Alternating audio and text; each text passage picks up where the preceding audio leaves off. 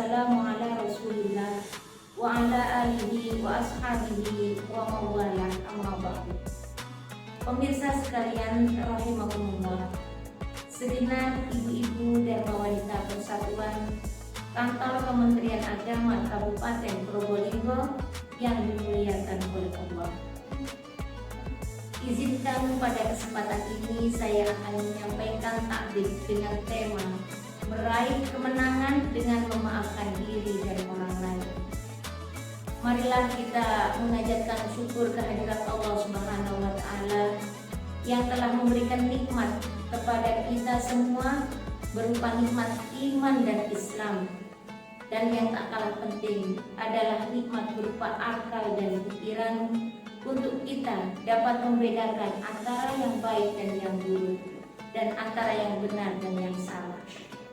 Kedua kalinya, sholawat salam semoga tetap tercurahkan kepada baginda Rasulullah Muhammad Sallallahu Alaihi Wasallam wa ala alihi wa ashabihi ajmain.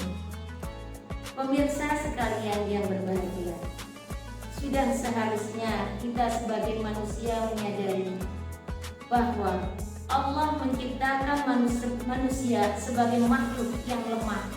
Bahkan dalam sebuah hadis Rasulullah bersabda, kullu bani adama khata'un wa khairu khata'in at-tawwabun, yang artinya setiap manusia memiliki kesalahan. Sebaik-baik orang yang bersalah adalah mereka yang mau bertaubat. Hadis riwayat Ibnu Majah. Dan sebagaimana ungkapan yang sering kita dengar, al-insanu mahallul khata' wan nisyan, yang artinya manusia itu tempatnya salah dan lupa. Oleh karena itu, sudah sepantasnya kalau kita selalu memaafkan kesalahan orang lain, baik itu kesalahan sahabat-sahabat kita, kerabat kita, anak-anak kita, suami kita, bahkan kesalahan diri kita sendiri. Memaafkan kesalahan orang lain perlu kita tanamkan. Memaafkan kesalahan diri sendiri dan orang lain adalah suatu akhlak mulia yang perlu kita tanamkan pada tiap pribadi muslim. Sebagaimana Rasulullah Shallallahu Alaihi Wasallam semasa hidup beliau selalu mendorong umat Islam untuk bersikap pemaaf yang dicontohkan melalui perbuatan beliau dalam kehidupan sehari-hari. Dikisahkan dari istri beliau Sayyidah Aisyah radhiyallahu anha, pernah ditanya Rasulullah, bagaimanakah akhlak Rasulullah? Beliau menjawab bahwa beliau tidak pernah berbuat jahat, tidak pernah berbuat keji, tidak pernah meludah di tempat keramaian, dan tidak pernah membalas kejelekan dengan kejelekan, melainkan beliau selalu memaafkan dan memaklumi kesalahan dari orang lain. Hadis riwayat Ibnu Hibban. Di dalam Al-Quran, Allah berfirman dalam surat Al-A'raf ayat 199 yang berbunyi, A'udzubillahi minasyaitonirrajim. Bismillahirrahmanirrahim. Khudhil afwa wa'mur bil urfi wa a'rid 'anil jahilin, yang artinya jadilah pemaaf. Perintahkan orang-orang pada yang ma'ruf dan berpalinglah dari orang-orang yang bodoh. Sahabat Ali bin Abi Thalib mengatakan, memaafkan adalah kemenangan yang terbaik.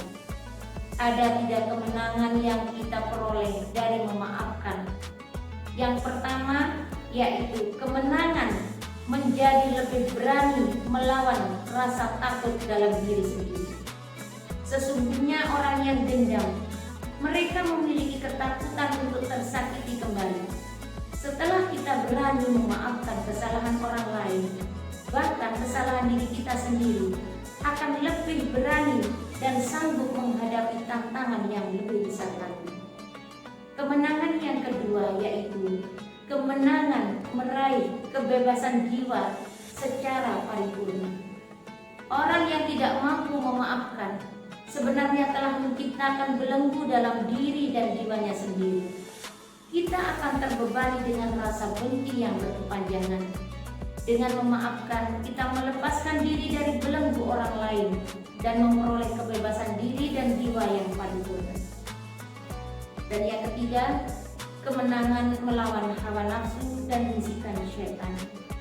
Sesuai dengan ungkapan Kanjeng Sunan Kalijogo, Suro Diro Joyo Diningrat lebur dening pangastuti, bahwa segala angkara murka akan kalah dengan akhlak dan kebaikan.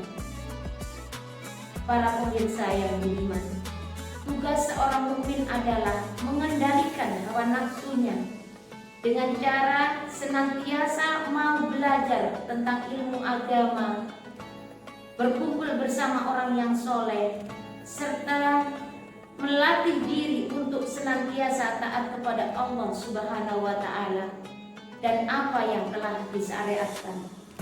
Sebagaimana halnya orang Islam, seperti saat ini kita sedang melaksanakan puasa di bulan suci Ramadan selama 30 hari.